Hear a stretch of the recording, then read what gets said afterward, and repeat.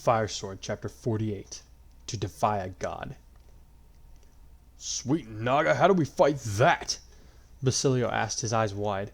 Above them, Grima had begun his ascent into the sky, finally prepared to wage his war on humanity. He was even bigger than the shepherds remembered him, though this may have had something to do with the fact that the last time they had seen him, they had been running for their lives and not very interested in the details of his figure. How do we even use falchion against him? Crom wondered as he noticed the thick plates of armor protecting the monster. There is a weak point on the nape of his neck, said Naga, her voice echoing in their heads, though she was nowhere to be seen. Strike there to end his threat, but be warned, his minions will be guarding it. What kind of weak point? Mataris asked out loud. Though he now controls his dragon form, his consciousness resides in the body of the Fellblood Avatar, she replied. It took only a moment for them to realize that she meant the body of the other Robin. I can send you up to the beast's back, but you must be on your guard when I do. He will not be caught unawares. Let's do this, Kirito said as he unsheathed his swords. Looking over his shoulder, he added, Ready for the final boss, guys? His comrades nodded as they readied their weapons, each of them fully prepared for whatever might come. Brothers, sisters, Corrin said, be safe, all of you. Word of advice, Pop, Matar said as a bluish-white light shone from beneath their feet. What's that? Don't let him run you through a third time, his son said dryly. You're going to give Mother a heart attack. I think I learned my lesson, Kirito muttered. They were instantly teleported to the middle of Grima's massive back to find themselves surrounded by powerful Risen, though there were no Grimleal to be seen. Just as Naga had predicted, Robin's doppelganger stood near the base of the dragon's neck. Robin! Grima shouted, his voice seemingly augmented by his dragon form's power. You'll pay for that little stunt you pulled with the fire emblem! I think you're just angry that you didn't think of it first, Robin taunted him. I thought gods are supposed to be having a superior intellect to us mortals. So much for silence! Grima roared. It is time you accept your destiny as the Fellblood of this world! He waved a hand and suddenly, Robin felt like a puppet whose strings had been cut. Not a second later, and the Risen began to move in, surrounding the shepherds, weapons at the ready. Defend Robin, Crom ordered. Don't let them get through. Done, Klein grinned. Robin, Lucina said as she shook her husband's shoulder. Rise, we need you. No sleeping on the job, Dad, Morgan added, though she focused on blasting any Risen that came within range to pieces. The shepherds need their leader, Marth urged his unconscious father. Your family needs their leader. Where? Robin wondered. All around him was darkness, so complete and black that it seemed to stifle his thoughts, forcing him to make a conscious effort to retain his memories. What is this place? This is where you belong, Robin, said another with his warped voice. Before him appeared his own self, shrouded in a dark aura that somehow surpassed the twilight, blackening his consciousness. Here, in the realm which you were born to command, here is your destiny, not out there leading a band of misfits. This is the realm of a god, and it's yours for the taking. Grima reached out his hand in a gesture of camaraderie. Join me, and become what you were always meant to be. The shroud surrounding Robin's mind became so thick he was having difficulty even remembering who he was. Was he a god or a man? Plegian or Elysian? Protector or destroyer? Dragon or human? Somehow, he had the sense that the being before him had the answers. All he had to do was reach out and accept his guidance, and all would be well. Right? Don't you dare give in to this monster! A shout pierced the darkness, causing both Robins to flinch. You're stronger than he is, because we're standing with you. Crom? Robin asked aloud, uncertainly. He's right, shouted another voice, this one belonging to Kirito. This guy's on his own. You're not like him because you have a family that loves you. Do not forget who you are, another less familiar voice called out. Corrin, was it? Your blood does not determine your fate. I know this all too well, and so do you. Come now, Grandmaster, Matars bellowed into the void. Free yourself! Robin. This one was a quiet, demure voice, one that reminded him of Elise's beautiful summer, time spent walking in the moonlight, adventures shared, and most of all, an undying love for her family, her halidom, and for him. Come back to us. To me. Looking at the copy in front of him, he firmed up his jaw and said, I'm no god, and neither are you, Snake. I am Robin, the Grandmaster of Elise. Nothing more, and nothing less. You soon will be less, Grima snarled, his face contorting in fury. Soon you'll be dead! He rushed forward, intending to strike Robin, but he simply sidestepped and grabbed his doppelganger by the collar before electrocuting him with a thunder spell. You're the one that's going 6 feet under, Robin whispered, his Ignis bursting to life, because we're putting you in the dirt ourselves, and that's a promise. You fight a good fight, Gorn. Klein grinned as the king of Vala wove and swept through his enemies alongside his wife, her movements graceful and flowing like water. Your skills are also quite impressive, the man grunted as he beat back an axe wielder. Azura finished it off with a thrust from her lance. Of course, I've yet to meet a man that could truly match Xander or Ryoma. Klein looked over to see 2 men blazing a destructive path through the Risen, each move a part of a grander scheme. No movement was wasted, no second spent unwisely. Together, it seemed that they could stand against a tsunami and emerge unscathed. Sinon, watch out! The cat-sea girl suddenly felt herself getting tackled to the ground just before a lightning bolt whizzed overhead. What the? She grunted even as she felt her rescuer quickly leap to his feet. Looking up, she saw one of the Hoshidan princes kick away a risen soldier, smack it on the head with his bow, then grasp at a string that seemed to be made of light, before an arrow of the same material appeared, flying from his fingers to pass through the risen's head and continuing until it smote the undead spellcaster that had nearly killed her. Turning back to her, he offered her a hand up, which she accepted. Watch your blind spots, he told her.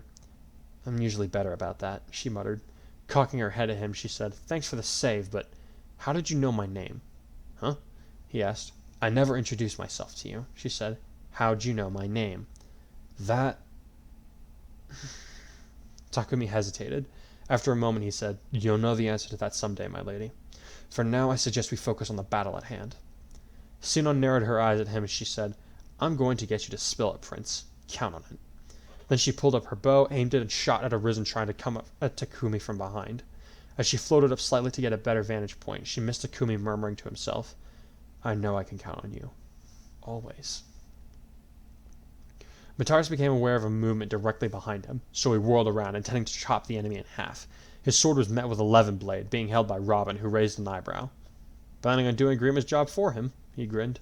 Sorry, Mataris apologized. How are we looking? Robin asked as his eyes swept across the battlefield. We're holding our ground, but we're not making any progress either, Kirito said as he leaped backwards before blasting his opponent with a rend spell. Good to see you back among the living. I wasn't dead, Robin frowned. Your heart stopped, Lucina said as she backed up to be directly behind her husband. I thought mine would too. And for that, Grima dies slowly, Robin growled, his body bursting into rosy flames. Eyeing his hated enemy, he called out, All spellcasters, fire at Grima now! We need to clear a path for Crom or Mataris, whichever! Archers cover them! Marth, now!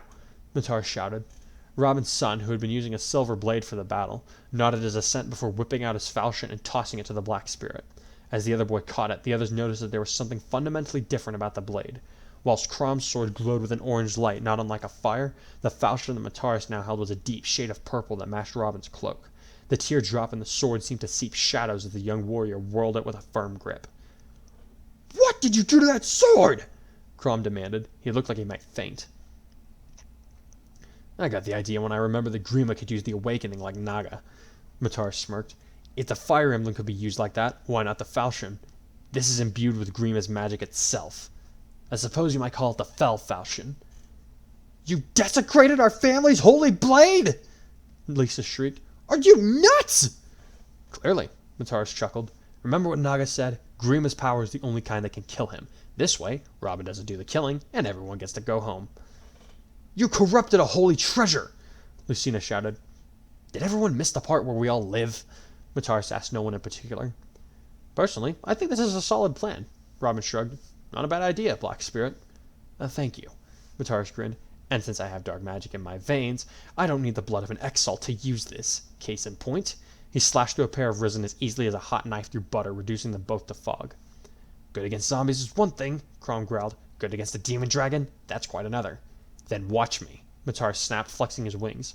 With a mighty heave, he blasted up over the battle, streaking across the afternoon sky like a black comet, aimed to strike down Grima once and for all. Fell dragon! He roared. Your time is up! Is it? Grima laughed. For my family and all those that I... Just before the boy came within striking distance, spikes erupted from Grima's back, skewering the Spriggan in multiple places, many of them in vital areas. Blood began to drip from the holes and his mouth, which hung open as he stared at the smug avatar with wide eyes. You really thought to defeat me with my own power?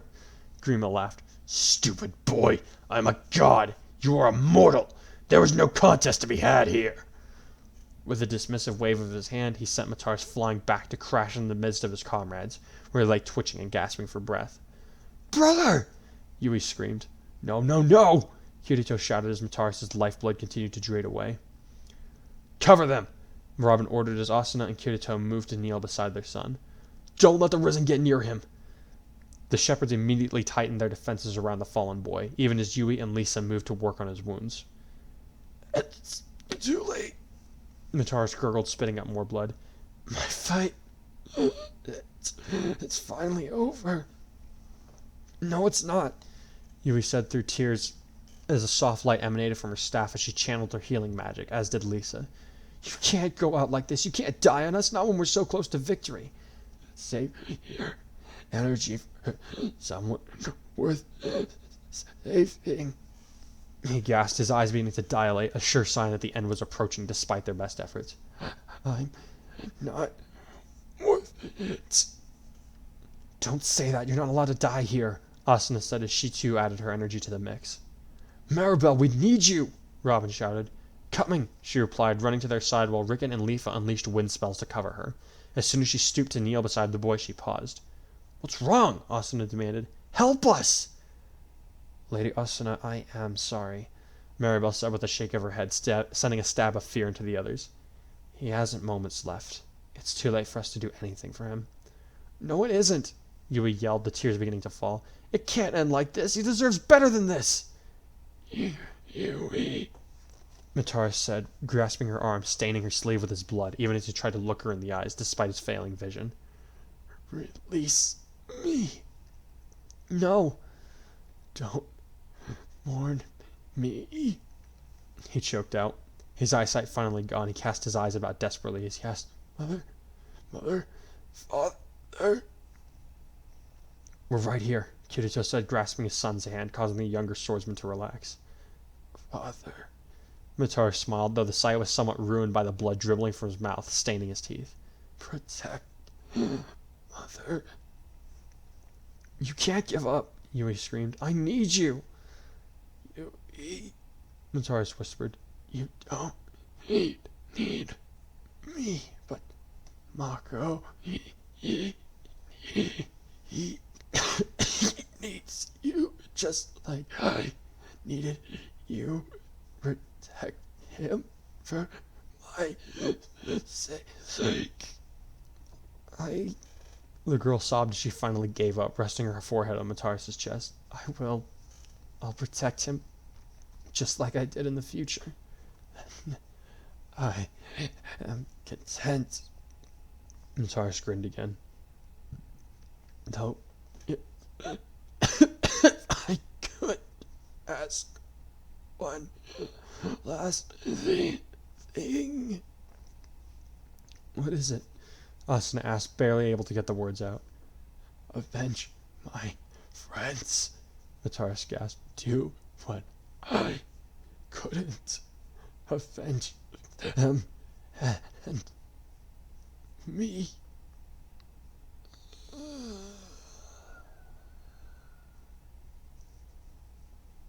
Mataris the Black Spirit was dead.